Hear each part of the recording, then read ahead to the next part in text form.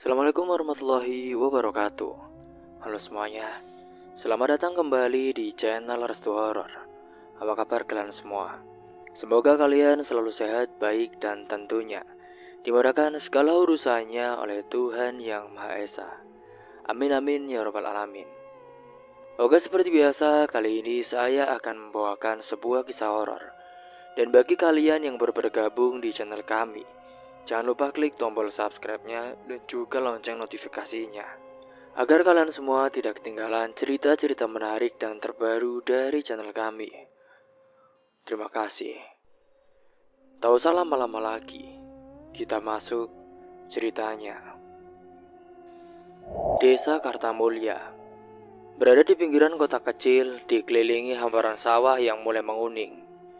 Jalanan desa sebagian besar masih tanah.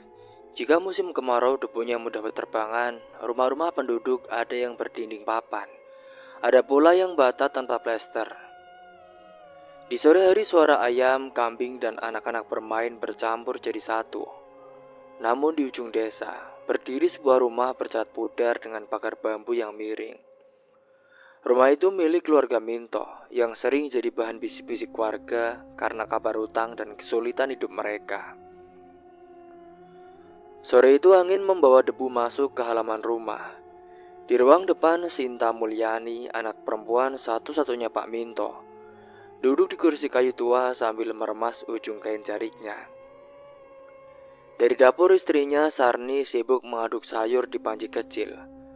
Wajah Sarni tegang, tiba-tiba suara gedoran keras di pintu memecah suasana hari itu. Dok, dok, dok. Minto, keluar kamu. Cepat keluar.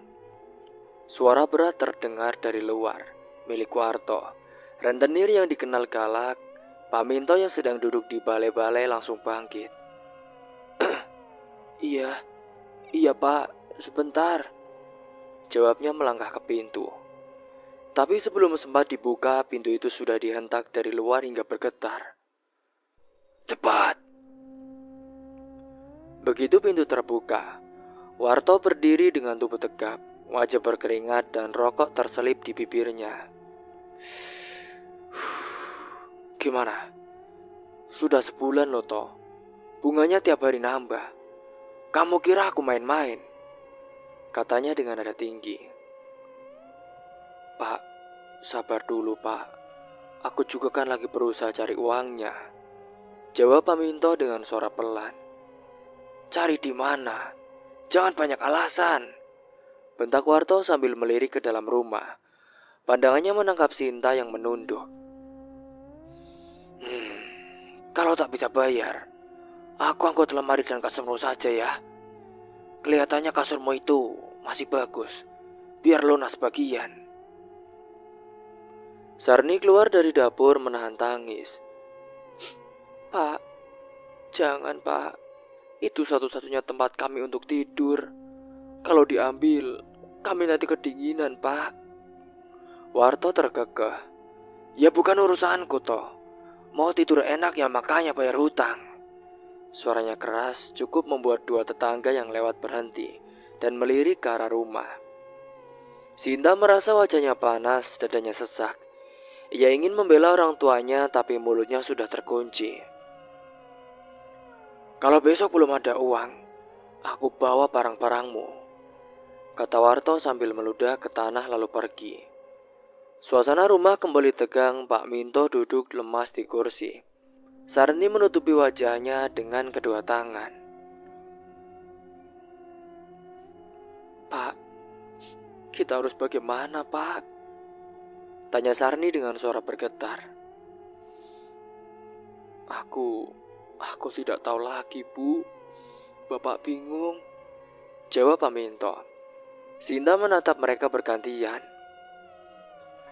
Pak, bu, kenapa bisa berutang sebesar itu sih? Emangnya buat apa? Pak Minto menghela nafas panjang saat itu. Awalnya buat beli pupuk, tapi panennya gagal. Lalu pinjam lagi buat makan, Du. Bunganya jalan terus, jadi semakin hari makin besar. Pembicaraan mereka terhenti saat terdengar suara motor berhenti di depan rumah. Ada ketukan pelan di pintu. Pak Minto membukanya hati-hati. Di depan berdiri seorang pria berusia sekitar 50 tahun. Memakai kemeja rapi dan celana bahan. Perutnya buncit, kulitnya gelap terbakar matahari. Namun matanya tajam, penuh perhitungan. "Assalamualaikum," sapa pria itu. "Waalaikumsalam, Karji. Ada apa ya?" tanya Pak Minto mempersilahkan masuk. Karji adalah seorang juragan sayur yang melangkah ke ruang tamu dan duduk tanpa menunggu dipersilahkan. "Aku dengar kau punya utang lumayan ya sama Warto," ucapnya santai, tapi nadanya mengandung maksud tertentu. "Iya, Ji. Tapi aku sedang mencari cara melunasinya," jawab Pak Minto. Karji tertawa kecil.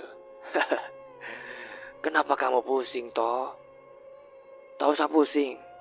Aku bisa lunasi semua utangnya kalau kamu mau." "Maksudmu apa ya, Ji?" Pak Minto ragu. Karji menoleh ke arah Sinta, menatapnya dari ujung kepala sampai ujung kaki. "Aku sudah lama memperhatikan anakmu. Tuh, dia cantik, rajin, cocok kalau jadi istri kedua aku. Gimana? Kalau kamu setuju, hutang lunas sekarang juga." Ruangan langsung hening. Sinta menatap ayahnya, matanya melebar. "Pak, jangan dengarkan dia, Pak. Aku gak sudi ya." Pak Minto terdiam, wajahnya pucat. Sarni melangkah maju. "Karji, itu anakku masih muda ya. Kau juga kan sudah punya istri. Tak malu kah?" Karji menyeringai. "Bu Sarni, aku tak memaksa ya. Tapi ingat loh, 2 hari lagi Warto akan ambil barangmu. Pilih mana? Lunas atau hidup di jalan?" Sinta menggeleng dengan keras. "Tidak ya Pak, Bu. Pokoknya aku tak mau. Aku tak mau menikah dengan orang yang tidak aku cintai. Aku tak sudi. Jijik." Pak Minto menunduk saat itu. "Tapi Sinta, ini demi kebaikan kita. Kalau rumah disita, kita tinggal di mana, Nak?" jawab Pak Minto. "Aku tak peduli ya Pak. Aku tetap tidak mau," jawab Sinta dengan tegas. Sarni menatap putrinya, matanya memohon. "Nak, Ibu tak sanggup kalau kita diusir. Ibu bingung, Nak. Tapi Ibu juga kasihan sama kamu." Air mata Sinta jatuh saat itu. Karji berdiri lagi. "Kalau setuju, aku bisa langsung antar uangnya ke Warto." Ia pun pergi meninggalkan rumah itu dengan senyum puas. Begitu suara motornya menjauh, Pak Minto memandang istrinya. "Bu, kita tak punya pilihan lain, Bu." Sarni mengangguk lemah. "Iya Pak, aku tahu." Sinta pun masuk ke kamarnya dan menutup pintu dengan pelan. Bantal yang ia peluk terasa basah. Bayangan tatapan Karji tadi terus terbayang di kepalanya. Malam itu ia tak bisa tidur nyenyak, hanya memejamkan mata sebentar, lalu terbangun lagi. Singkatnya beberapa minggu kemudian, halaman rumah Minto dipenuhi kursi plastik pinjaman tetangga. Meja makan didorong keluar untuk menaruh nasi kotak. Warga desa datang, sebagian duduk, sebagian berdiri sambil berbisik. Sinta keluar dari kamarnya mengenakan kebaya sederhana warna krem. Langkahnya pelan, kepala sedikit menunduk, senyum tipisnya seperti formalitas. "Lihat, akhirnya jadi juga." "Kok mau ya, Sinta masih muda, nikah sama tua-tua bangka?" bisik seorang ibu-ibu.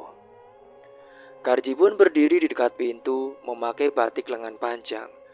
Wajahnya berseri-seri ketika melihat calon istri keduanya yang masih muda begitu cantik.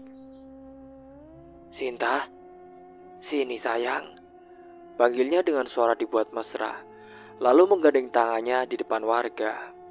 Di sudut ruangan, Sri Hatun, istri pertama Karji, duduk dengan wajah kaku.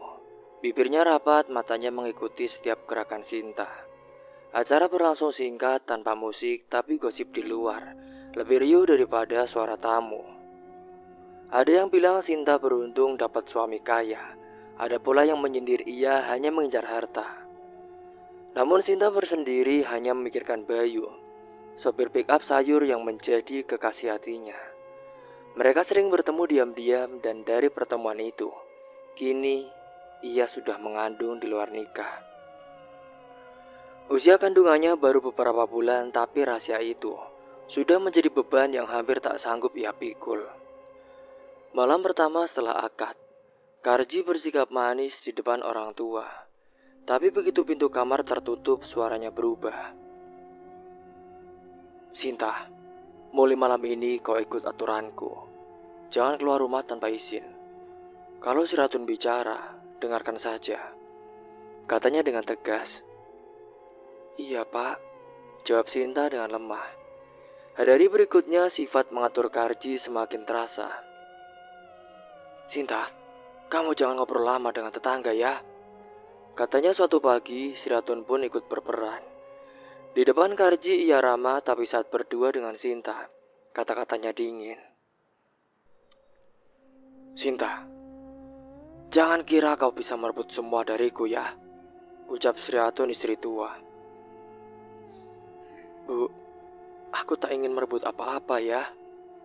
Bohong, perempuan muda sepertimu pasti cuma mengincar dompet suami orang kan?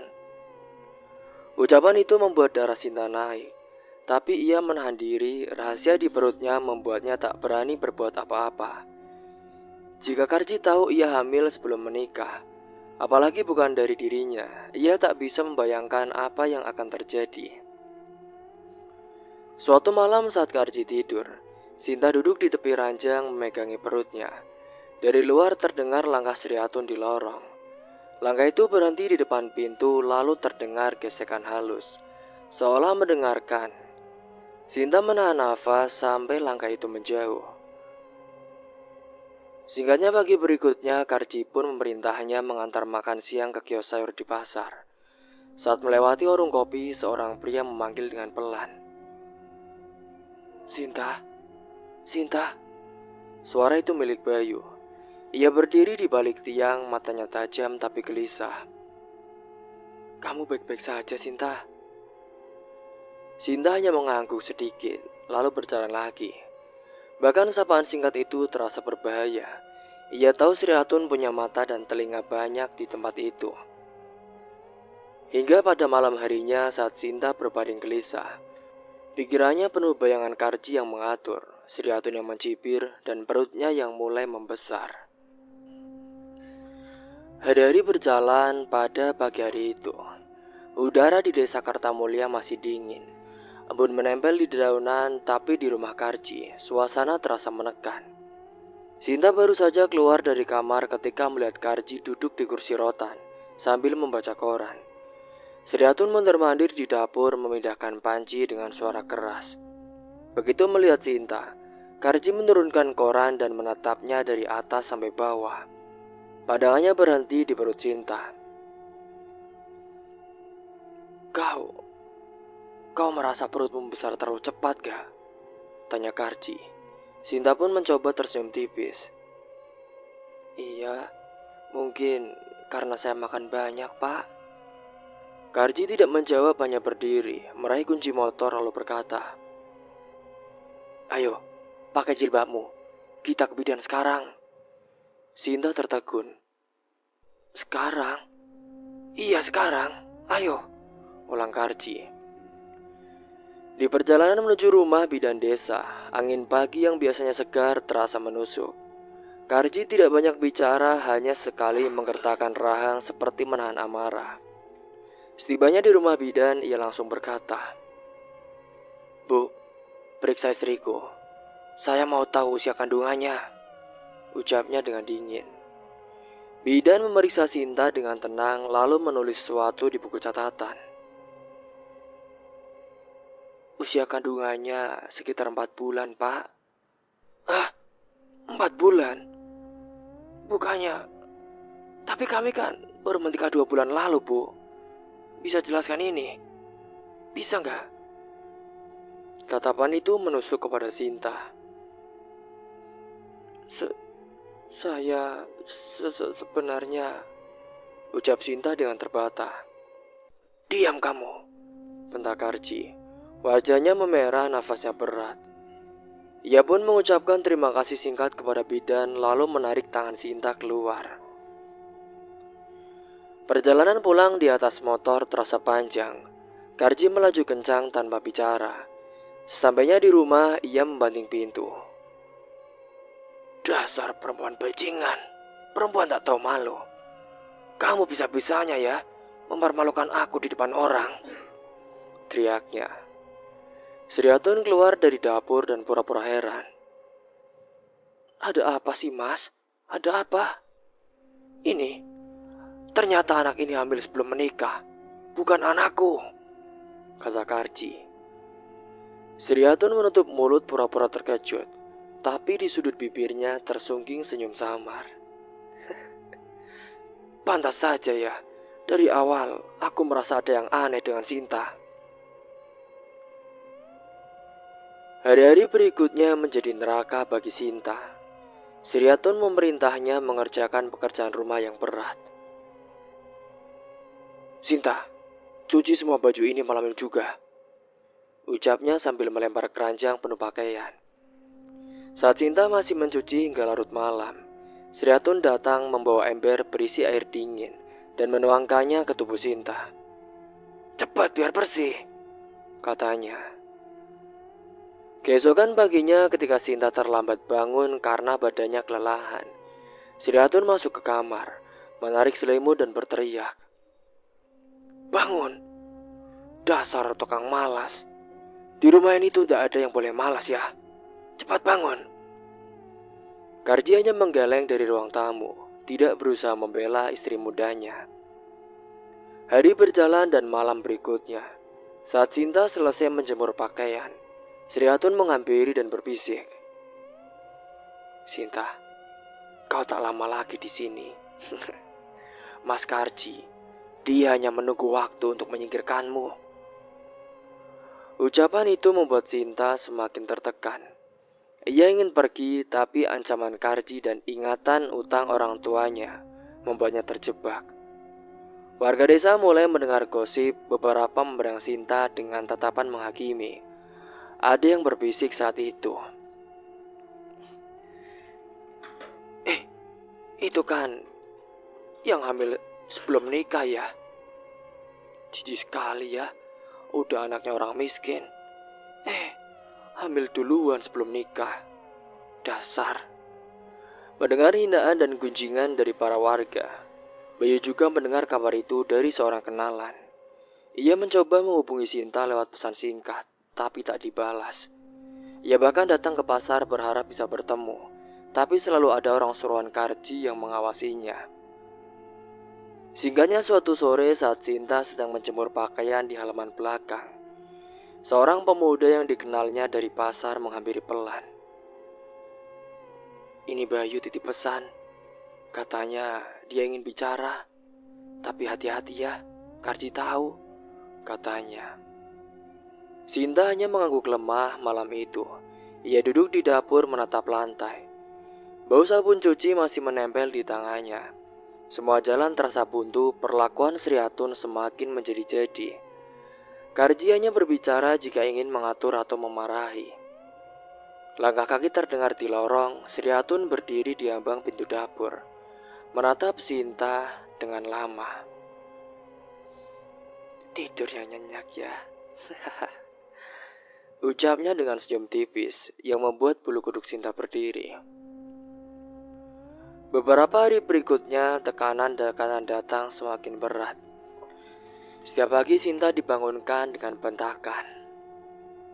Sinta, kau pikir di sini untuk bersantai ya? Bukan ya? Jadi jangan pura-pura sakit, bentak Sriatun ketika melihat Sinta duduk sebentar di kursi. Karji hanya mengangkat alis dari ruang tamu. Singkatnya sore itu setelah mencuci pakaian sampai tangannya keriput, Sinta memberanikan diri bicara pada Karji. "Pak, saya ingin ke rumah ibu, Pak, beberapa hari lagi.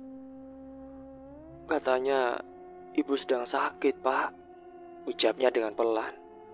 "Berapa lama kamu di sana?" jawab Karji. "Mungkin 2 atau 3 hari. Saya akan kembali." "Ah, jangan macam-macam ya. Aku akan tahu kalau kamu bohong." Malam itu pun Sinta pulang ke rumah orang tuanya setelah mendapatkan izin dari Karji. Ia ke rumah orang tua membawa beberapa helai pakaian. Pak Minto terkejut ketika melihat putrinya datang mendadak. Sarni langsung memeluknya erat. "Sinta, ya Allah nak, kamu kok pucat sekali. Sini, duduk sini. Ibu buatkan teh hangat dulu," katanya. Malam semakin larut, terasa nyeri di perut Sinta semakin sering datang. Keringat dingin membasahi pelipisnya saat itu. "Bu, perutku sakit sekali, Bu," ujarnya sambil memegangi perut. Sarni panik dan memanggil Mak Tura, dukun beranak yang rumahnya dekat. Mak Tura datang membawa tas kain berisi peralatan sederhana. "Tenang nak, kamu tarik nafas pelan, kamu harus kuat," katanya sambil memeriksa Sinta. Proses persalinan pun segera dimulai. Sinta menggigit bibir menahan sakit. Sarni duduk di sampingnya mengelap keringat yang mengalir di wajah putrinya. Jeritan tertahan Sinta akhirnya berganti tangisan bayi. Saat itu, Mak Tura tersenyum sambil mengangkat bayi laki-laki mungil, lalu menyerahkannya kepada Sarni. "Ya Allah, sehat, kuat sekali." Sinta menatap bayi itu dengan mata berkaca-kaca. Tangisnya pecah, tapi bukan hanya karena bahagia.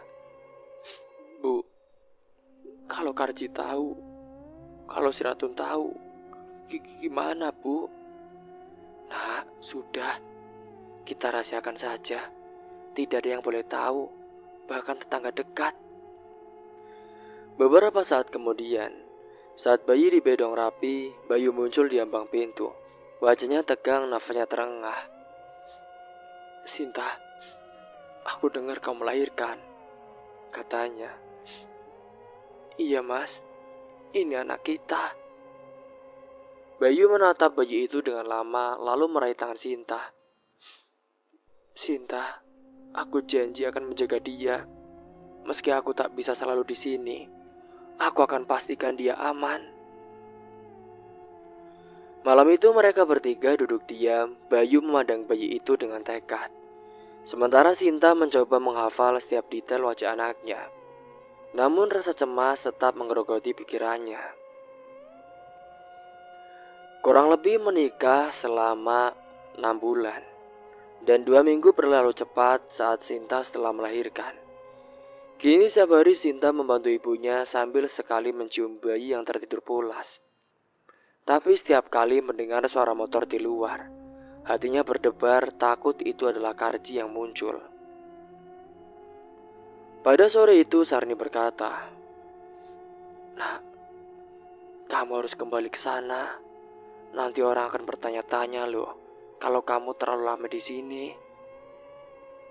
Sinta memeluk bayinya dengan erat. "Iya bu. Nak, maafkan ibu ya.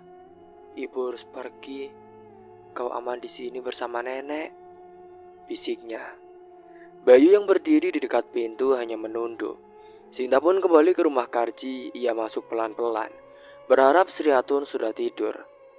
Tapi suara sandal diseret di lantai terdengar dari ruang tengah. Sri Hatun muncul dari balik pintu, menatapnya dari kepala sampai kaki. "Kamu dari mana sih? 2 minggu di rumah ibumu?" "Iya." Saat Sinta baru ke Karji, Karji langsung marah. "Iya pak, ibu sakit jadi saya membantu." "Bantu ibu yang sakit atau ada alasan lain kali?" ucap Sri Hatun. Tidak ada yang lain, Mbak. Sri Hatun tidak menjawab, hanya melangkah pergi. Tapi sebelum menghilang ke dapur, ia berkata dengan nada pelan. Kamu gak boleh senang dulu ya. Ingat, aku akan cari tahu. Sinta masuk ke kamarnya, duduk di tepi ranjang. Kata-kata Sri Hatun bergema di kepalanya, membuatnya yakin hidupnya setelah kembali ke rumah ini akan jauh lebih berat. Singkatnya keesokan paginya, suasana rumah Karji dingin sejak Sinta keluar dari kamar. Karji duduk di kursi rotan memandangi koran tanpa benar-benar membacanya.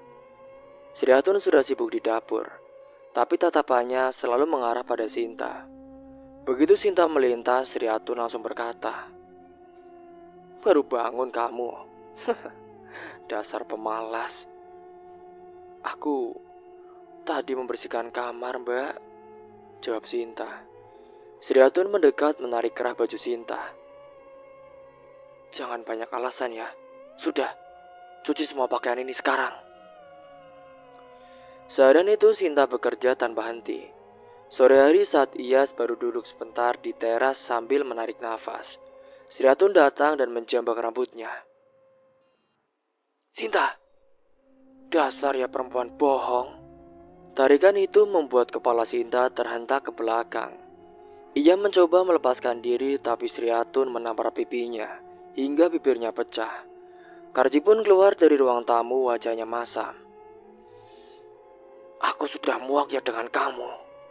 Dasar perempuan seperti kamu hanya memalukan. Kalau kamu mau tetap di sini, ikuti aturanku. Kalau tidak, sana angkat kaki." Hari berganti, perlakuan itu semakin brutal. Suatu sore saat Sinta jongkok mencuci piring, Sri Hatun menendang perutnya. Karji hanya menonton tanpa berkata apa-apa. Setiap malam Sinta pun menahan sakit di sudut kamar, mengobati luka dengan kain bersih seadanya. Hujan deras turun pada suatu malam, rintik air menghantam atap seng. Petir sekali menyambar. Sinta duduk di tepi ranjang saat itu, memandangi jendela. Malam itu ia tahu Bayu menunggu di belakang rumah orang tuanya. Rasa rindu pada bayinya membuatnya nekat. Ia mengambil selendang, menutup kepala, lalu keluar diam-diam lewat pintu belakang. Jalan setapak licin dan juga becek. Penerangan hanya dari lampu minyak di beberapa rumah. Sesampainya di belakang rumah orang tuanya, Bayu sudah menunggu di bawah pohon mangga. "Sinta, bagaimana kabar anak kita?" "Sehat, Mas. Ibu menjaganya. Aku ingin lihat dia lagi, tapi kita harus hati-hati," jawab Sinta. Langkah berat mendekat memotong percakapan mereka. Itu adalah suara sepatu karet menginjak lumpur, membuat keduanya menoleh. Karji pun muncul dari kegelapan, wajahnya penuh amarah. "Oh, jadi ini yang kau lakukan saat keluar malam-malam?" bentaknya. Bayu mundur, tapi Karji langsung menarik tangan Sinta dengan kasar. "Pulang ayo, pulang. Dasar perempuan gak tahu diri. Kamu laki-laki juga, pergi sana," bentak Karji. Sepanjang jalan pulang, hujan membasahi tubuh mereka. Karji memaki tanpa henti dan sampainya di rumah, Sri Hatun sudah menunggu di teras dengan tangan bersedekap. "Hehehe, selamat datang perempuan murahan. Dari mana kamu?" katanya sambil tersenyum puas. "Ini, bisa-bisanya dia ketemu selingkuhannya," kata Karji sambil mendorong Sinta masuk. Aku tidak selingkuh ya." "Kamu jangan bohong di hadapanku ya Sinta," ucap Sri Hatun sembari menampar Sinta.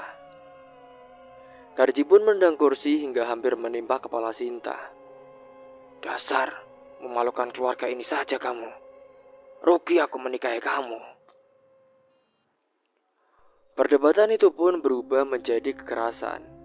Sri Hatun menjambak rambut Sinta, menyeretnya ke tengah ruang tamu, lalu menampar berkali-kali hingga darah mengalir dari bibirnya. Karji memegangi kedua lengan Sinta dari belakang. Sri Atun, yang sudah marah, ia melirik besi rangka kasur yang patah di sudut ruangan. Ia meraihnya menggenggam erat, lalu menghujamkan ujung besi itu ke tubuh Sinta. Ia yang benar-benar sudah marah dan jijik melihat Sinta, langsung memukulnya dengan keras. Teriakan Sinta tenggelam oleh suara hujan di luar. Sri Atun dengan teganya menusuk badan dari Sinta yang baru saja ia lahirkan kurang lebih 3 minggu yang lalu. Sri Atun menusuk lagi dan lagi dengan kejam. Setiap tusukan itu meninggalkan darah yang memercik lantai. Karji hanya berdiri menyaksikan, matanya kosong. Dan setelah tubuh Sinta terkulai, Sri Atun melepaskan genggamannya. Nafasnya terengah, tangannya berlumur darah. Bantu aku, katanya pada Karji. Tanpa banyak kata, mereka pun menyeret tubuh Sinta ke halaman belakang yang gelap dan juga licin. Di kebun saat itu mereka menggali tanah dengan cangkul. Hujan membuat tanah berat, tapi mereka terus menggali hingga cukup dalam. Tubuh Sinta dimasukkan tanpa kain pembungkus. Tanah menutup pelan-pelan, menelan semua yang tersisa dari dirinya. Setelah selesai, Karji menatap gundukan tanah yang masih basah. Sudah, di sini saja. Gak ada kan yang tahu, ucapnya dengan singkat. Sri Atun mengangguk, lalu keduanya kembali ke rumah tanpa menoleh. Di dalam rumah saat itu lampu minyak masih menyala, menyisakan bau amis bercampur hawa dingin dari hujan. Sri Atun berdiri di dekat meja makan, mengibas-ibaskan tangannya mencoba menepis aroma darah yang menyengat. Lampu minyak bergoyang pelan, membuat bayangan di dinding bergerak. Itulah akibatnya jika berani melawanku. Berbulan-bulan aku sabar, kau rebut semua yang kau inginkan dari suamiku, dan kini beruntungnya kamu adalah wanita ceroboh dan busuk, wanita kotor. Rasakan, kini suamiku dan aku yang membunuhmu. Begitulah ucapan Sri Atun yang terlihat seperti orang yang tak bersalah. Sungguh sangat mengesankan dan sangat mengerikan. Baru saja saat itu, ketika Karji pulang dari temannya, Sri Atun yang setelah menguburkan jasad dari Sinta, ia pulang melihat Karji di rumah. Loh mas, kok kamu di rumah? Bukannya kamu tadi... Kamu ini ngomong apa sih Ton? Orang tadi kan aku bilang mau ke rumah temanku, mau urus sayuran. Sri Atun bingung dan juga heran. Jadi siapa orang tadi yang ikut membantai Sinta hingga tewas? Ini bau apa, Ton? Kamu mencium bau sesuatu enggak? Bau apa sih, Mas? Ini bau busuk. Karji benar-benar tak tahu. Hingga saat itu Sinta pun yang sudah tahu bahwa tadi mungkin bukan Karji atau itu adalah arwah setan yang menyamar. Jadi ia pura-pura menyembunyikan hal itu. Enggak tahu, Mas. Udah, lupakan. Setelah hari itu, Karji, ia benar-benar sudah membenci Sinta. Ia pun tak mencarinya, hanya ia berharap semoga Sinta bisa melayani nafsunya. Itulah yang diharapkan Karji ketika ia menikah dengan Sinta, wanita muda yang cantik dan juga menggoda seleranya. Beberapa hari kemudian, saat Karji sedang memotong sayur di dapur ketika ia ingin memasak mie, matanya menangkap sesuatu di sudut pandang. Ia membeku di dekat pintu belakang, berdiri sosok perempuan berambut panjang. Rambutnya basah menutupi sebagian wajah. Tubuhnya diam, hanya mata pucatnya yang menatap tajam ke arahnya. Pisau yang digenggam oleh Karji saat itu jatuh. Siapa itu? Sosok itu pun menghilang seketika, hanya menyisakan suara tetesan air dari genteng bocor. Karji yang melihat itu pun benar-benar syok dan Sri Atun yang mendengar. Ia langsung masuk ke dapur. Apa sih mas? Kenapa? Itu, tadi ada perempuan di sini. Rambutnya panjang, wajahnya pucat. Jawab Karji kepada Sri Hatun. Kamu ini ada-ada aja sih mas. Laki-laki kok penakut. Udah, jangan ngomong yang aneh-aneh mas. Namun malam berikutnya gangguan datang lagi. Kini sekitar tengah malam saat Karji terbangun karena mendengar suara sendok jatuh di dapur. Sri Hatun, kau di dapur ya? Panggilnya dari kamar tapi tak ada jawaban. Rasa penasaran membuatnya bangkit. Begitu sampai di dapur, semua sendok di rak berserakan di lantai. Tidak ada angin, pintu dan jendela terkunci rapat. Karji menelan ludah lalu buru-buru merapikan sendok sambil mengumpat pelan. Kini Karji benar-benar sudah tidak peduli jika Sinta tidak kembali ke rumahnya. Sementara di sisi lain Sri Hatun yang mulai merasa bersalah. Ia merasakan hawa-hawa aneh setelah ia berhasil membunuh Sinta dan menguburnya di belakang rumah. Ia masih bertanya-tanya siapakah lelaki yang bersamanya jika itu bukan suaminya. Ia pun mencoba bertanya lagi kepada suaminya. Mas, kemarin kamu kan yang bersama aku. Sama kapan? Pas itu mas. Pas itu Sinta. Sinta apa sih? Udah ya, jangan bahas Sinta. Aku udah gak peduli lagi sama dia. Aku udah muak. Sri Hatunya diam, dan ia pun pergi dengan pikiran yang masih kacau. Jadi siapa ya? Ya ampun, gimana ini? Kalau aku ketahuan aku bisa dihukum. Singkatnya beberapa hari telah berlalu setelah kematian mengerikan dari Sinta. Di luar rumah gosip mulai menyebar. Karena beberapa warga yang lewat malam hari mengaku mencium bau amis bercampur busuk dari arah rumah Karji.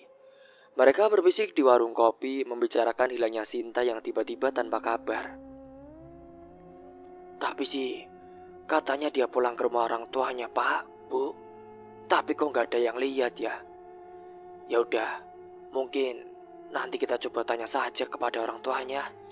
Barangkali dia kesini. Ucap seorang bapak berpeci. Entahlah Pak, tapi bau dari rumah itu, baunya bikin bulu kuduk merinding. Di sisi lain, Bayu yang memang rumahnya dekat dengan rumah Karji. Ia kini tidurnya mulai diganggu mimpi yang sama setiap malam. Dalam mimpi itu, Sinta duduk di kursi bambu di bawah pohon mangga rumah ibunya, memegang bayi laki-laki dibungkus kain biru. Wajahnya tapi pucat, bibirnya seperti hendak berkata sesuatu. Bayu, jaga anak ini Bayu.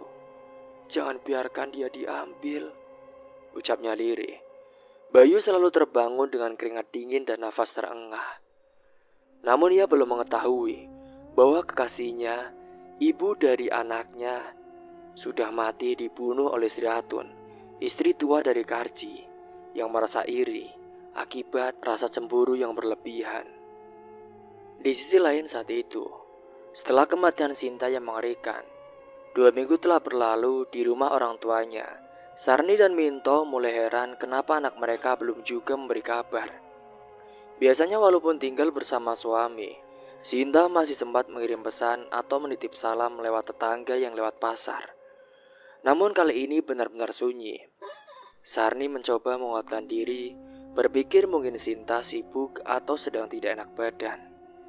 Minto lebih banyak diam duduk di kursi depan rumah sambil memandang jalan desa, berharap ada kabar dari anaknya. Di sisi lain di rumah Karji suasana juga berubah. Karji mulai merasa rindu ingin tidur bersama istrinya. Ia tidak tahu kalau Sinta sudah mati. Ia hanya heran kenapa sejak kejadian pertengkaran malam itu, Sinta tidak pernah lagi keluar kamar dan tidak terlihat di rumah. Sri Hatun selalu memberi alasan mengatakan Sinta sedang marah atau malas keluar. Karji percaya begitu saja meskipun dalam hati ia merasa ada yang aneh. Sementara itu Sri Hatun terlihat semakin pendiam. Sejak malam ia mengujamkan besi rangka kasur ke tubuh Sinta. Pikirannya tak pernah tenang.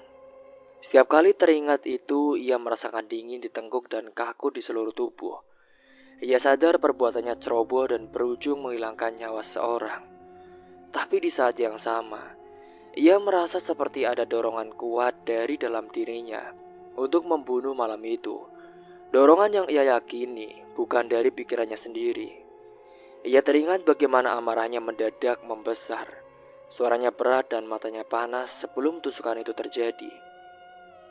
Dalam hatinya juga yakin ada pengaruh setan yang membuatnya berpikir Karji ikut terlibat dalam tindakan itu. Kini, Sri Hatun benar-benar tak ingin menjadi mati konyol akibat perbuatannya sendiri. Ia pun berusaha ketika ditanya Sinta, ia tak menjawab. Ia berusaha menjadi orang asing yang tak pernah akrab dengan Sinta. Setelah kematian Sinta yang mengerikan, 2 minggu telah berlalu di rumah orang tuanya. Sarni dan Minto mulai heran kenapa anak mereka belum juga memberi kabar. Biasanya walaupun tinggal bersama suami, Sinta masih sempat mengirim pesan atau menitip salam lewat tetangga yang lewat pasar. Namun kali ini benar-benar sunyi. Sarni mencoba menguatkan diri berpikir mungkin Sinta sibuk atau sedang tidak enak badan. Minto lebih banyak diam duduk di kursi depan rumah sambil memandang jalan desa, berharap ada kabar dari anak perempuannya. Di sisi lain di rumah Karji, suasana juga berubah. Karji mulai merasa rindu ingin tidur bersama istrinya. Ia tidak tahu kalau Sinta sudah mati. Ia hanya heran, kenapa sejak kejadian pertengkaran malam itu, Sinta tidak pernah lagi keluar kamar dan tidak pernah terlihat di rumah.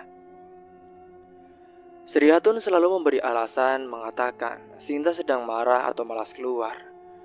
Namun Karji percaya begitu saja. Meskipun dalam hati ia merasa ada yang aneh dengan perlakuan dari istri tuanya. Sementara itu Sri Hatun terlihat semakin pendiam. Sejak malam ia menghujamkan besi rangka kasur ke tubuh Sinta. Pikirannya sudah tak pernah tenang.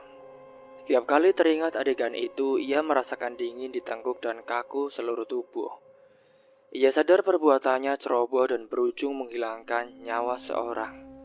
Tapi di saat yang sama, ia merasa seperti ada dorongan kuat dari dalam dirinya untuk membunuh malam itu. Dorongan yang ia yakini bukan dari pikirannya sendiri. Ia teringat bagaimana amarahnya mendadak membesar. Suaranya berat dan matanya panas sebelum tusukan itu terjadi. Dalam hatinya ia yakin ada pengaruh setan yang membuatnya berpikir Karji ikut terlibat dalam tindakan itu. Padahal saat itu tidak ada sama sekali orang lain, hanya Sri Hatun sendiri. Bayangan wajah Sinta yang terkulai di lantai selalu muncul di kepalanya Sri Hatun setiap kali ia menutup mata. Kadang muncul juga suara lirih seperti orang mengerang dari arah kebun belakang. Sri Hatun mencoba tidak memikirkannya, tapi justru ia membuat semakin tertekan.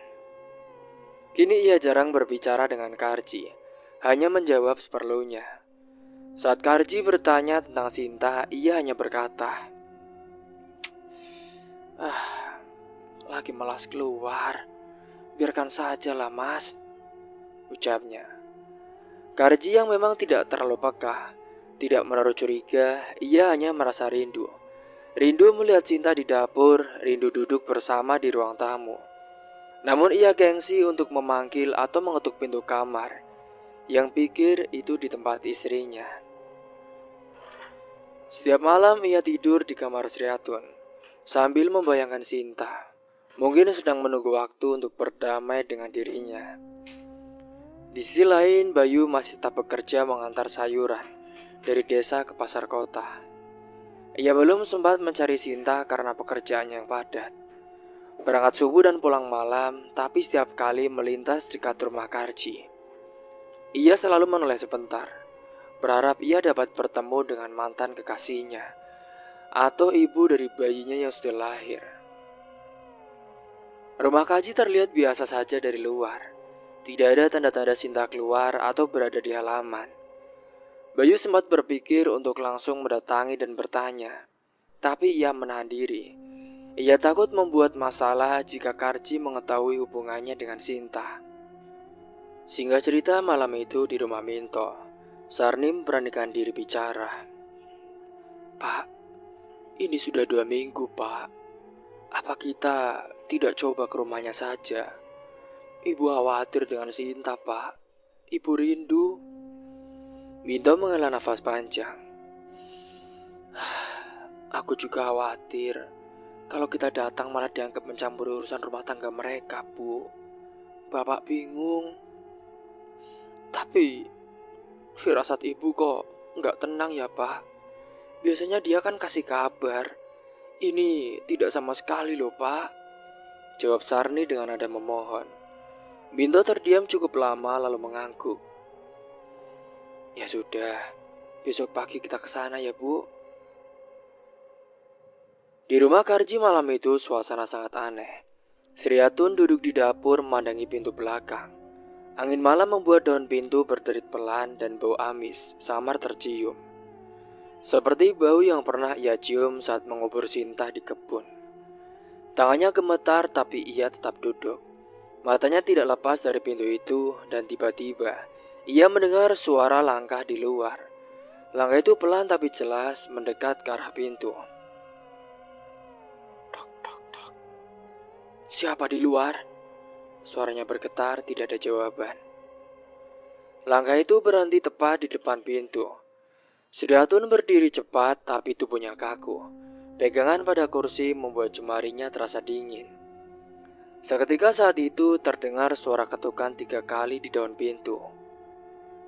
Dok, dok, dok. Tidak keras, tapi cukup membuat bulu kuduknya berdiri. Ia mundur 2 langkah.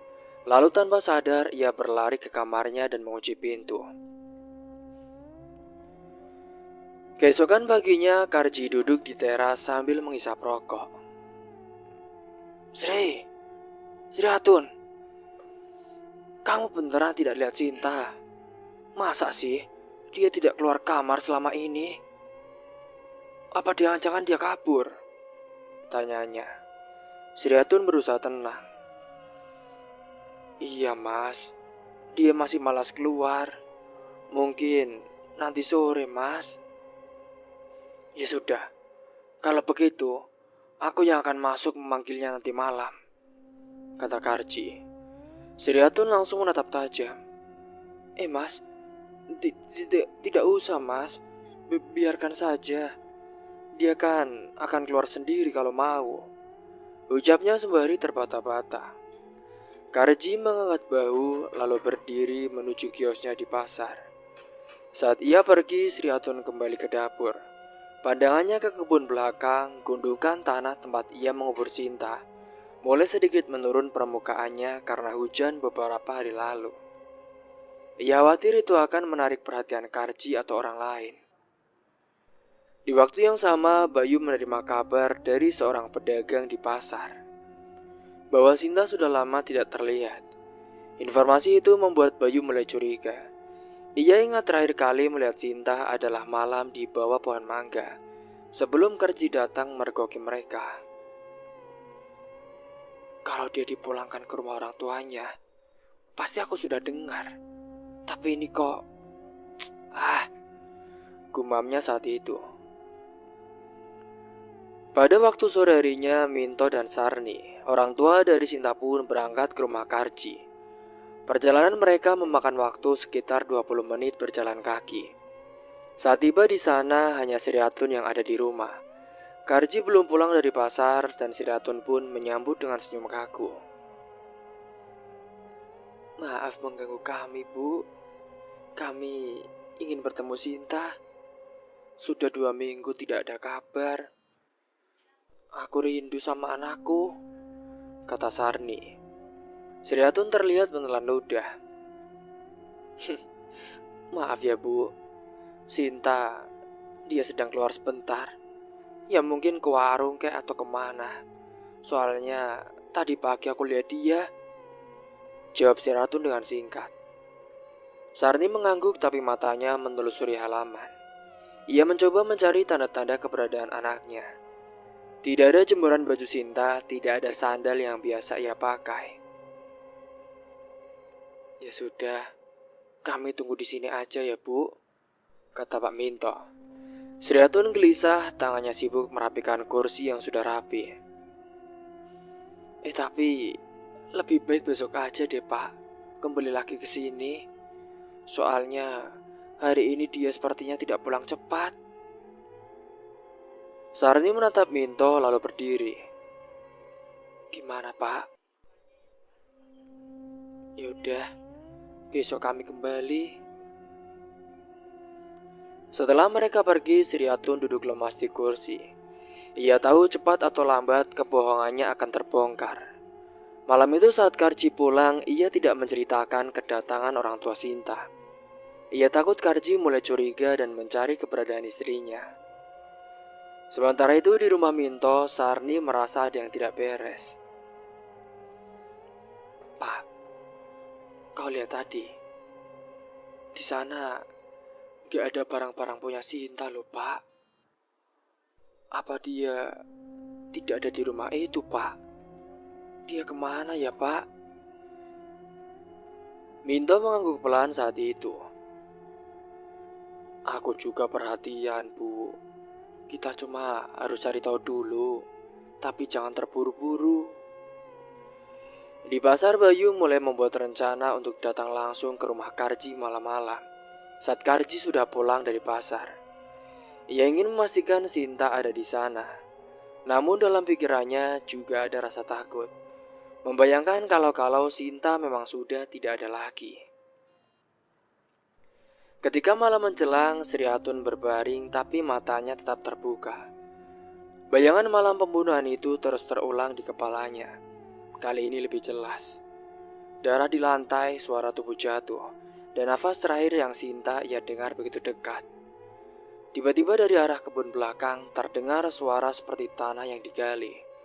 Sri Atun menutup telinga dengan bantal, tapi suara itu tetap terdengar, bahkan terasa semakin dekat. Ketika jam menunjukkan pukul 2 dini hari, di sisi lain saat itu, malam hari itu, ternyata Bayu memiliki rencana. Saat keluarga Karji sedang tidur, tiba-tiba dari belakang rumah ada suara gemerusuh. Itu adalah Bayu yang datang mengendap-endap mencari keberadaan Sinta, kekasihnya dan juga ibu dari bayinya, yang sudah lama tak terlihat. Sejak terakhir bertemu di bawah pohon mangga malam hujan itu, Bayu selalu dihantui rasa curiga dan gelisah. Dengan langkah hati-hati, Bayu masuk ke pekarangan rumah Karji. Ia sengaja menunggu sampai larut malam agar tidak ada tetangga yang melihat. Di tangannya hanya ada senter kecil yang ia tutup sebagian dengan kain, agar cahayanya tidak terlalu terang. Ia berjalan melewati pagar bambu yang sudah miring, lalu mendekati bagian belakang rumah. Sesampainya di sana, di dalam rumah, Sri Atun sebenarnya belum tidur. Pikirannya masih dipenuhi bayangan malam pembunuhan itu. Ia sering mendengar suara-suara aneh dari arah kebun belakang. Maka ketika ia mendengar suara gemerusuk di luar, jantungnya langsung berdegup dengan keras.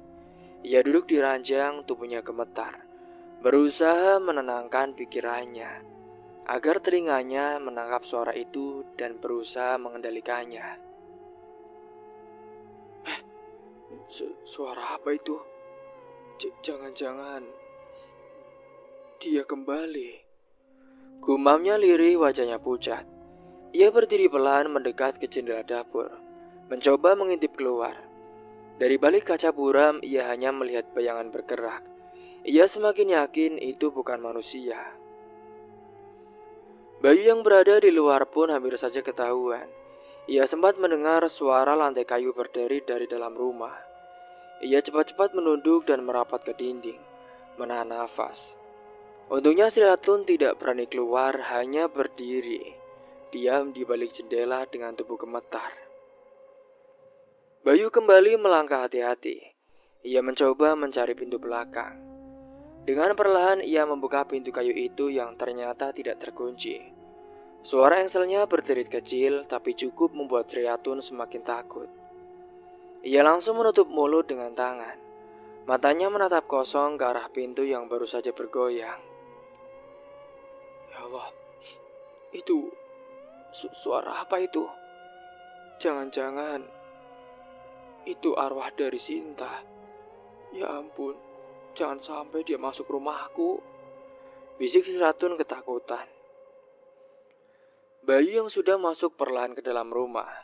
Ruangan gelap hanya diterangi lampu minyak yang hampir habis. Bau tanah basah bercampur dengan aroma masakan semalam. Ia berjalan pelan menuju kamar yang biasanya ditempati Sinta. Tangannya gemetar saat menyentuh gagang pintu. Dengan hati-hati, ia mendorong pintu itu dengan pelan. Dan saat ia melihatnya, di dalam kamar ternyata gelap. Ia menyalakan senter sebentar, menyorot keranjang. Tidak ada orang, hanya pakaian Sinta yang tertata di atas ranjang. Ada kain jarik, ada juga kebaya warna krem yang terakhir kali dipakai saat akad. Juga selendang kecil yang sering ia lihat digunakan Sinta. Bayu mengernyit, dadanya terasa sesak. Nah, kenapa dia tidak ada di sini ya? Jadi, kemana dia pergi? Gumamnya. Ia meriksa lemari, hanya ada beberapa lipatan baju. Tak ada tanda-tanda Sinta bersembunyi atau tidur di kamar itu. Rasa anehnya pun semakin besar. Seharusnya kalau Sinta benar-benar ada di rumah ini, pasti ada sandal, sisir atau benda-benda pribadi lain yang biasa dipakai sehari-hari. Namun semua tampak sepi, seolah kamar itu sengaja sudah dikosongkan. Bayu mematikan senter, berdiri lama di tengah kamar. Hatinya campur aduk antara marah, takut, dan juga bingung. Ia pun memutuskan untuk segera keluar sebelum ada yang terbangun. Ya Allah, jadi Sinta pergi kemana ya? Bisa-bisanya dia tidak ada di sini. Bayu pun matikan senter, berdiri lama di tengah kamar. Hatinya campur aduk. Saat itu, ketika ia berjalan tergesa menuju pintu belakang setelah menginvestigasi rumah dari Karji, tiba-tiba di kebun itu kakinya tersandung sesuatu. Ia hampir jatuh lalu menoleh. Di hadapannya ada gundukan tanah cukup besar. Ia sempat berhenti sebentar, mencoba menyeimbangkan tubuh. Bau amis menyengat langsung masuk ke hidungnya. Bayu menutup hidung dengan tangan. Apa ini? Kok bau sekali ya? Bisiknya dengan pelan. Namun waktu itu sudah mendekati subuh. Ia takut ketahuan jika terlalu lama di situ. Dengan cepat ia pun melangkah keluar melewati pagar bambu, lalu berlari kecil menuju jalan desa. Sampainya di jalan, ia berhenti sebentar, menoleh ke arah rumah itu. Jantungnya berdegup keras, gundukan tanah dan bau amis tadi terus terbayang di kepalanya. Beberapa hari kemudian, Bayu akhirnya memberanikan diri datang ke rumah orang tua Sinta. Ia rindu anaknya sekaligus ingin menanyakan kabar. Dan saat tiba, ia melihat Sarni sedang menjemur pakaian di halaman. Bayu pun memberi salam saat itu. Bu Sarni menoleh dan langsung menyambutnya. Nak Bayu, lama tidak kelihatan. Ada perlu apa, nak? Tanya Bu Sarni. Bayu menunduk hormat. Saya ingin menengok anak itu, Bu. Sekalian ingin tahu kabar Sinta. Saya juga udah lama gak ketemu Sinta. Mendengar nama Sinta yang diucapkan oleh Bayu, wajah Bu Sarni langsung berubah. Nak Sinta, sudah 2 minggu ini tidak ada kabar sama sekali. Kami juga heran. Biasanya dia masih sempat datang atau titip pesan. Tapi kali ini tidak ada. Bayu tercekat. Jadi ibu juga tidak tahu di mana dia sekarang. Tidak tahu, nak. Waktu itu dia pulang sebentar, lalu kembali ke rumah suaminya. Setelah itu tidak pernah ada kabar lagi. Padahal aku sudah ke sana, tapi kata istri tuanya, dia sedang keluar. Aku tidak percaya begitu saja, tapi ya tidak bisa memaksanya.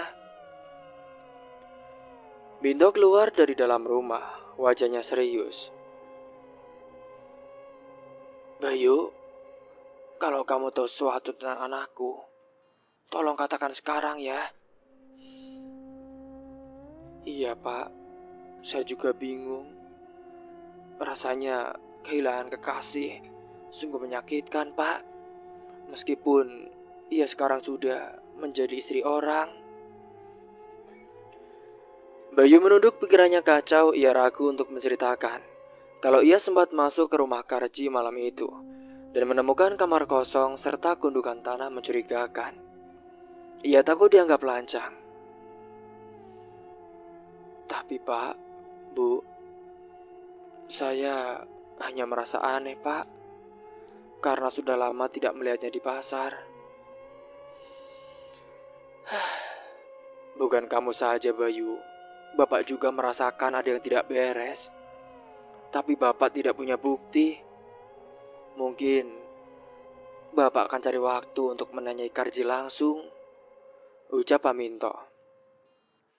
Bayu mengangguk pelan. Ia lalu masuk ke dalam rumah untuk melihat bayinya. Bayi itu sedang digendong oleh Bu Sarni. Bayu menatap wajah mungil itu lama, lalu mengusap kepalanya. Nak, ayah datang. Kamu harus kuat ya jadi anak. Ayah sedang berjuang demi ibu kamu. Sarni memperhatikan Bayu yang menatap bayi dengan mata berkaca-kaca. Bayu, kau juga harus kuat ya. Jangan tinggalkan anak ini. Sinta pasti ingin begitu.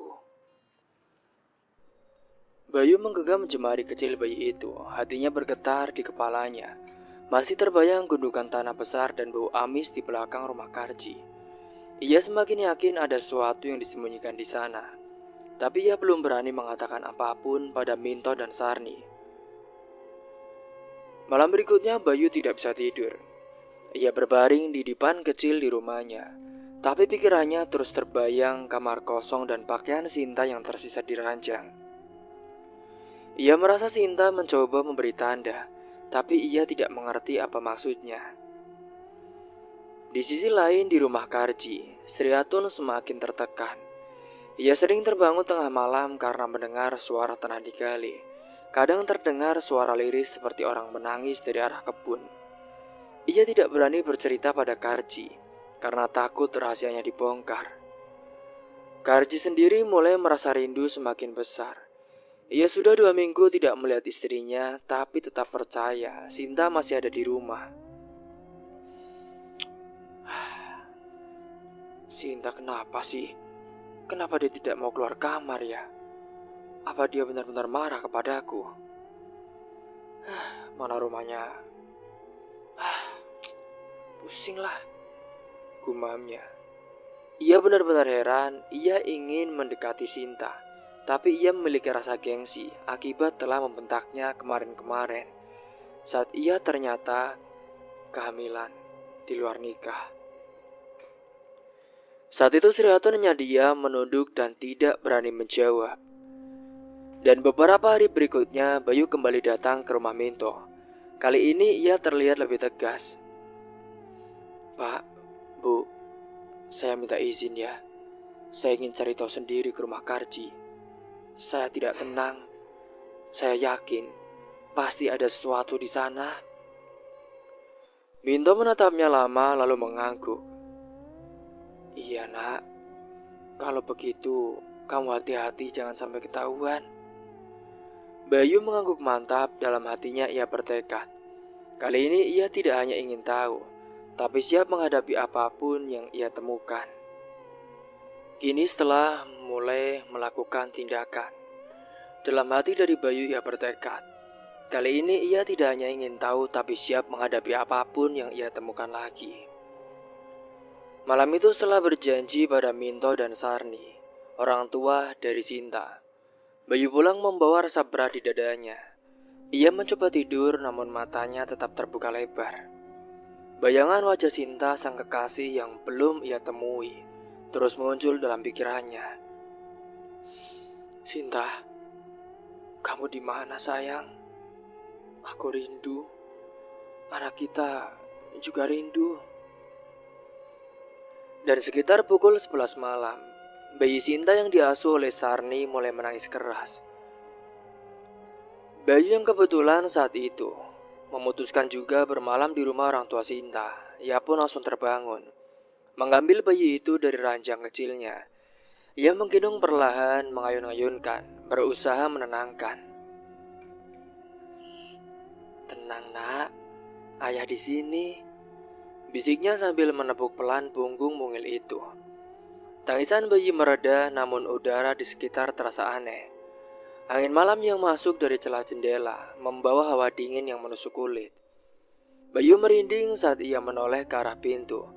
Matanya membesar. Di ambang pintu kamar berdiri sosok perempuan dengan kebaya krem yang berlumuran darah. Rambut panjangnya terurai, wajahnya pucat, dan air mata mengalir dari matanya yang sayu. Bayu terkejut hampir menjatuhkan bayi yang sedang ia gendong. Sinta. Suaranya tercekat, tubuhnya kaku. Sosok itu benar-benar Sinta. Pakaian yang melekat padanya sama persis seperti terakhir kali Bayu melihatnya. Hanya saja kali ini pakaian itu penuh noda darah, dengan bekas sobekan di beberapa bagian. Ia tidak bicara, hanya menatap Bayu sambil menangis. Bibirnya bergetar tapi tak ada suara keluar. Sinta, kenapa kau? Kenapa? Apa yang terjadi padamu, Sinta? Tanya Bayu dengan lirih. Matanya berkaca-kaca. Sinta melangkah pelan ke dalam ruangan. Bayu merasakan udara semakin dingin. Bayi di gendongannya tiba-tiba diam, tidak menangis lagi. Hanya menatap lurus ke arah arwah ibunya. Sinta menunduk menatap anaknya, lalu menoleh ke Bayu. Bibirnya bergerak pelan, kali ini terdengar suara lirih.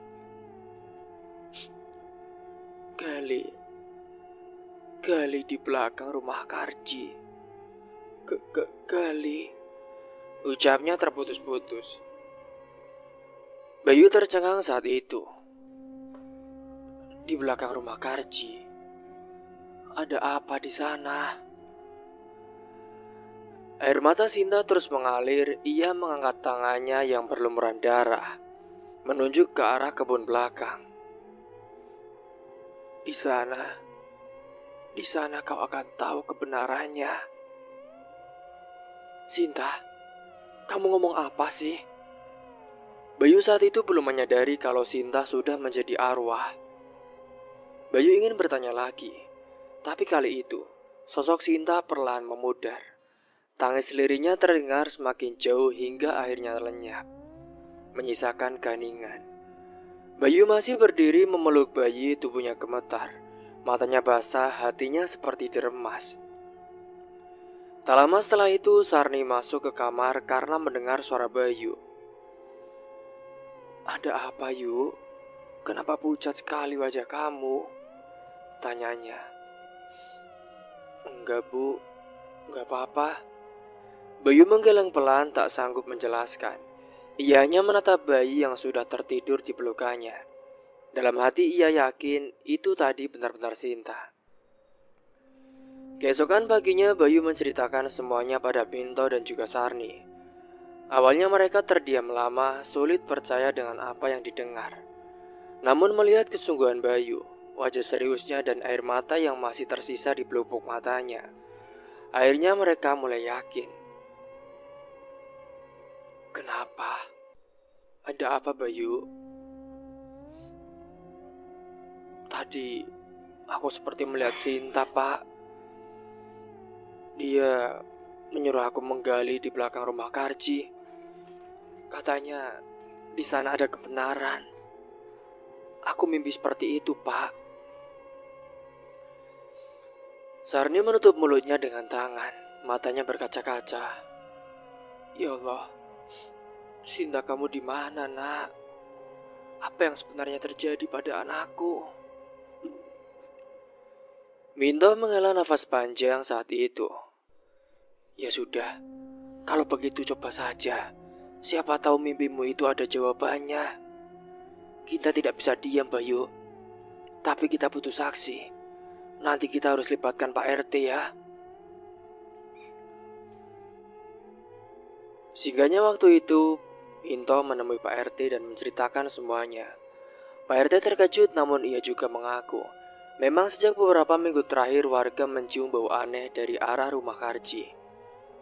Beberapa orang bahkan sudah mulai curiga karena Sinta tak pernah terlihat. Dan dengan adanya mimpi yang telah ditemukan oleh Bayu, kini Bayu pun benar-benar berharap bahwa ada jawaban kemana Sinta pergi selama ini. Ya udah Pak Minto, kalau begitu kita harus cari bukti. Kita tidak bisa menuduh tanpa dasar. Bayu, kamu kan yang dekat dengan Sinta. Kami harap kau berani memimpin ya. Kalau nanti kita benar-benar menggali di sana. Memang sih, itu sudah menjadi tanda tanya besar bagi warga. Kok tiba-tiba di belakang rumah Pak Karji itu ada gundukan tanah? Ucap Pak RT. Baik Pak, saya berani. Demi Sinta. Ucap Bayu mengangguk.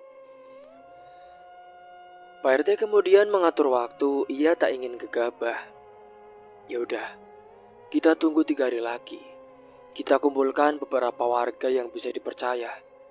Jangan sampai bocor ke Karji atau Sri Hatun. 3 hari itu terasa sangat panjang bagi Bayu. Setiap malam ia dihantui bayangan arwah Sinta. Kadang ia terbangun mendengar suara tangisan lirik perempuan dari arah kebun. Meski ia sedang berada di rumah orang tua Sinta, bayinya juga beberapa kali terbangun malam-malam, menangis keras tanpa sebab jelas. Bayu semakin yakin semua itu adalah tanda. Kini hari yang ditentukan akhirnya tiba. Malam itu sekitar pukul 9. Bayu bersama Pak RT Minto dan beberapa warga berkumpul diam-diam. Mereka membawa cangkul, senter, dan lampu Petromax. Wajah mereka tegang dan sebagian berbisik-bisik. Sebagian hanya diam dengan raut khawatir. Karji dan Sri Hatun sebenarnya ada di rumah, tapi mereka tidak curiga. Karji baru pulang dari pasar dan langsung beristirahat, sementara Sri Hatun lebih banyak duduk termenung di dapur. Wajahnya pucat, matanya cekung, tubuhnya tampak lelah. Sejak kejadian malam pembunuhan, ia jarang tidur nyenyak. Rombongan kecil itu pun masuk melalui pagar bambu. Bayu berjalan paling depan, langkahnya mantap, meski jantungnya berdebar dengan keras. Mereka menuju kebun belakang, udara malam lembab. Bau tanah bercampur bau amis semakin jelas. Ketika mereka semakin dekat. Di sini Pak, di sini. Ya udah, ayo kita gali. Beberapa warga mulai mengayunkan cangkul. Suara hantaman tanah terdengar jelas. Setiap kali tanah terangkat, bau busuk semakin menyengat. Warga yang ikut menggali mulai menutup hidung dengan kain. Astagfirullah, baunya sangat gak enak sekali Pak, ujar salah satu warga. Bayu menatap tanpa berkedip, matanya mulai basah. Ia merasa semakin dekat dengan kebenaran yang Sinta maksudkan. Tak lama kemudian saat itu, ujung cangkul mengenai sesuatu yang keras. Salah seorang warga jongkok menyibakkan tanah dengan tangan. Tampak kain jarik berwarna kusam, basah, lengket, dan sangat berbau busuk. Ini bau apa ya? Pak RT mendekat, wajahnya tegang. Cepat, teruskan. Buka pelan-pelan. Warga lain membantu, satu kain itu tersibak sedikit. Terlihat bagian tubuh pucat dengan darah kering menempel. Beberapa warga menjerit, ada yang mundur, bahkan ada yang hampir muntah. Astagfirullahaladzim, itu jasad manusia Pak, teriak seorang bapak dengan suara gemetar. Bayu jatuh berlutut, air matanya pun langsung mengalir deras. Sinta, Sinta, ucapnya. Pak RT berdiri tegak menatap ke arah rumah Karji. Innalillahi wa inna ilaihi raji'un. Kebenaran sudah terlihat. Besok pagi kita laporkan ini ke pihak berwajib. Malam ini jangan ada yang keluar. Biarkan warga tahu bahwa Sinta tidak hilang, tapi ternyata dia ditemukan meninggal dan dikubur di rumah ini. Mintom memegangi kepalanya. Tubuhnya gemetar, Sarni yang ikut serta menutup mulut menahan tangis. Ya Allah, Sinta, anakku. Di dalam rumah saat itu, Sriatun sebenarnya sudah mendengar suara cangkul dan bisik-bisik dari kebun. Ia tahu rahasianya terbongkar, tubuhnya lemas. Keringat dingin membasahi pelipis. Karji yang tertidur di dalam kamar pun tidak mengetahui apa-apa. Warga yang berkumpul mulai gelisah, sebagian ingin segera menghakimi. Tapi Pak RT menahan. Sabar Pak, sabar. Kita tunggu besok. Biarkan aparat yang menangani. Malam ini kita jaga dulu. Jangan sampai ada yang lari. Bayu masih berlutut di samping galian, menatap jasad Sinta yang semakin sudah membusuk. Kini terlihat lebih jelas hatinya hancur. Namun di balik rasa sakit itu ada sedikit rasa lega. Ternyata pesan arwah Sinta di dalam mimpinya sudah ia jalankan, dan kebenaran akhirnya mulai terungkap. Malam itu Bayu benar-benar sangat marah. Setelah jasad Sinta ditemukan, air matanya tidak berhenti menetes. Ia memandangi bayinya yang terlelap di pelukan Bu Sarni, lalu mengepalkan tangan. Dalam kepalanya hanya ada satu hal, Sinta tidak boleh mati sia-sia. Dan siapapun yang membunuhnya, ia juga harus mati. Itulah dendam dari Bayu. Ketika azan subuh baru saja selesai, Bayu langsung bangkit. Ia tidak menunggu sampai pagi benar-benar terang. Dengan langkah cepat ia menuju rumah Karji. Dadanya sesak, emosinya meluap. Pintu rumah Karji digebrak keras hingga bergetar. Karji, keluar kau! Dasar bajingan! Teriak Bayu dengan suara lantang. Dari dalam terdengar suara barang jatuh. Karji pun keluar dengan wajah kaget, masih mengenakan sarung lusuh. Ada apa sih ya? Kamu gila ya Bayu? Berani-beraninya datang ke rumahku pagi-pagi begini. Ganggu orang tidur aja. Bayu langsung mendorong dada Karji hingga pria itu hampir jatuh. Gak usah sok-sokan ya kamu bangsat. Kau harus tanggung jawab. Kalau saja kau tidak menikahi Sinta, semua ini tidak akan terjadi. Kau yang membuatnya sengsara hingga dia mati di rumah ini. Apa maksudmu Bayu? Mati? Siapa yang mati? Apa yang kau katakan, ha? Karji pun terdiam, matanya membesar. Bayu menggeram. Jangan pura-pura gak tahu ya. Jasad Sinta sudah kami temukan semalam di kebun belakangmu. Warga semua jadi saksi. Lo gak bisa lari dari ini ya bangsat. Sriatun yang mendengar suara keras dari dapur pun langsung keluar. Wajahnya pucat, tubuhnya gemetar. Ia pura-pura tidak tahu. Apa yang kalian katakan? Pak RT bersama beberapa warga datang menyusul karena mendengar kegaduhan. Kami semua sudah lihat ya. Memang benar, jasad Sinta dikubur di kebun ini. Apa maksudnya semua ini? Sri, katakan pada aku Sri.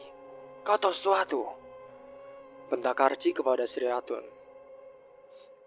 Aku nggak tahu apa-apa mas. Jujur kamu. Bentak Bayu dan juga Pak RT sekaligus orang-orang yang ada di sana. Iya mas, aku yang melakukannya. Kamu bicara apa? Aku yang bunuh dia. Aku yang tusuk Sinta malam itu dengan besi rangka kasur. Aku cemburu. Aku muak dengan kehadirannya. Aku tidak tahan melihat Karji lebih sering memandangnya dibanding aku. Aku benci dia. Dia datang ke rumah ini dalam keadaan kotor. Dia sudah hamil duluan, tapi perlaga menguasai semuanya. Bayu melangkah maju, wajahnya merah menahan amarah. Kau kejam ya, Sri Ratun. Sinta tidak pernah mau menikah dengan Karji. Ia dipaksa oleh keadaan, oleh utang orang tuanya ya. Kamu bunuhnya tanpa belas kasihan. Dia hamil. Itu hamil dari aku. Itu sebabnya aku benar-benar dendam kepada kalian. Aku tahu aku salah. Aku tahu kita kotor. Tapi aku bertanggung jawab. Bukan malah membunuh seperti kalian. Kini setelah semuanya terbongkar, keesokan paginya pihak berwenang datang menjemput. Dengan pengawalan ketat, Karji dan Sri Ratun dibawa pergi. Berita itu menyebar cepat tidak hanya di Kartamulya, tapi juga ke desa-desa tetangga bahkan keluar kota. Orang-orang membicarakan betapa mengerikannya kasus ini. Bayu berdiri di depan rumah Minto dan Bu Sarni, rumah dari orang tua almarhum Sinta. Ia menggendong bayi kecil itu menatap jalan yang baru saja dilalui kendaraan aparat yang membawa Karji dan Sri Ratun pergi. Di dadanya masih ada luka besar, tapi juga ada rasa lega karena kebenaran sudah terungkap dan akhirnya jasad Sinta bisa dikuburkan dengan baik. Pak Minto berdiri di sampingnya menepuk bahu Bayu. Bayu, makasih ya. Kamu udah berani. Kalau bukan karena keberanian kamu, mungkin anakku akan terus dianggap hilang tanpa jejak. Sekarang semua orang tahu kebenarannya. Iya Pak, saya juga minta maaf ya Pak. Saya udah gak bisa jaga sucian Sinta Pak, ucap Bayu dengan tergesa-gesa. Sudahlah, manusia tak luput dari salah. Yang penting kamu mau bertanggung jawab. Bapak dan Ibu bangga sama kamu. Kami harap kamu juga bisa menjaga bayi ini agar jadi anak yang lebih baik dan soleh. Setelah kejadian itu, malam kembali turun di desa Kartamulya. Kini rumah Karji dibiarkan kosong, sunyi tanpa penghuni. Warga tidak ada yang berani mendekat, hanya melewati dengan cepat. Bagi mereka rumah itu akan selalu menyimpan kenangan kelam. Namun di rumah Minto, meski luka masih terasa, ada harapan baru. Bayi kecil itu menjadi alasan mereka untuk bertahan, untuk melanjutkan hidup tanpa Sinta. Ia berharap, dengan keadilan penuh, anak itu bisa menjadi anak yang lebih baik dari ayahnya sendiri. Cerita pun tamat. Semoga dari kisah ini kalian semua bisa mengambil hikmah dan pelajaran. Tentunya mungkin kalian semua pernah mengalami hal semacamnya atau mendengar cerita seperti ini. Mohon maaf apabila ada salah kata ataupun ucapan yang kurang berkenan. Akhir kata dari saya, wassalamualaikum warahmatullahi wabarakatuh.